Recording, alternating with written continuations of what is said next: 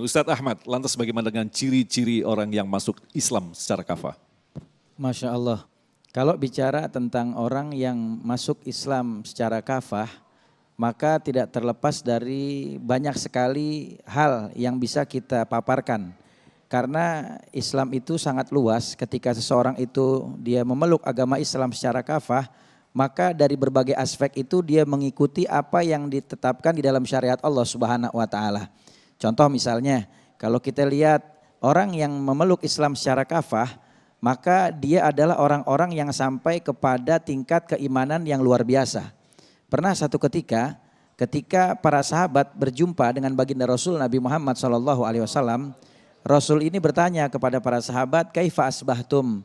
Bagaimana keadaan kalian di pagi hari ini? Kalau jawaban kita kan ditanya orang bagaimana kabarnya pagi ini, jawabnya standar. Iya, belum sarapan gitu ya. Tapi kalau sahabat ketika ditanya Nabi, mereka bilang asbahna mu'minina billahi wa rabbul Ka'bah. Di pagi hari ini kami dalam keadaan betul-betul beriman kepada Allah Subhanahu wa taala sebenar-benarnya. Lalu kemudian Nabi tanya, "Wa ma alamatu imanikum?"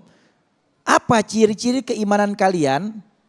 Karena seseorang yang sempurna imannya, maka secara hakikatnya dia telah memeluk Islam secara kafah.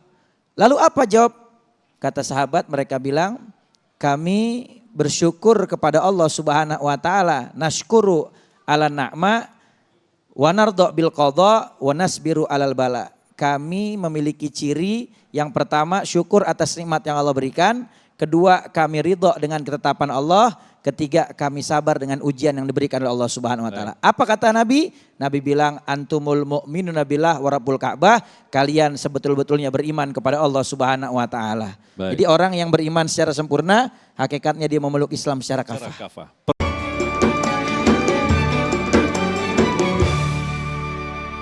Pertanyaan menarik sekali kepada Babe.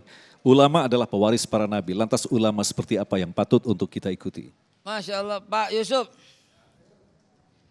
Pewaris nabi. Berarti ngikutin nabi ya. Nabi kaya. Habis dakwah jadi miskin. Banyak ustadz miskin jadi dakwah jadi kaya.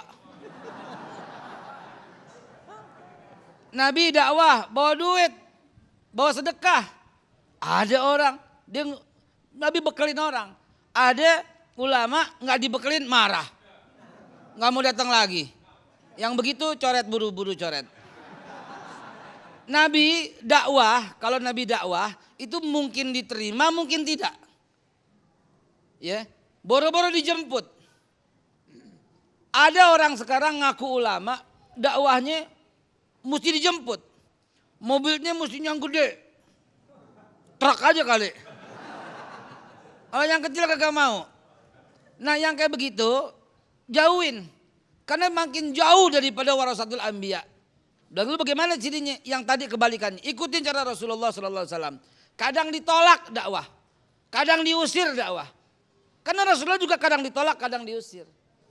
Jadi sekarang hati-hati dalam memilih. Hati-hati dalam menyeleksi. Imam Syafi'i rahimahullah ta'ala ngingetin.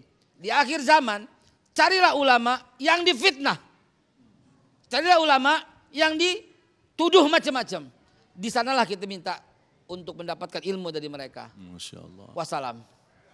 Wow, luar biasa. Terima kasih Babi.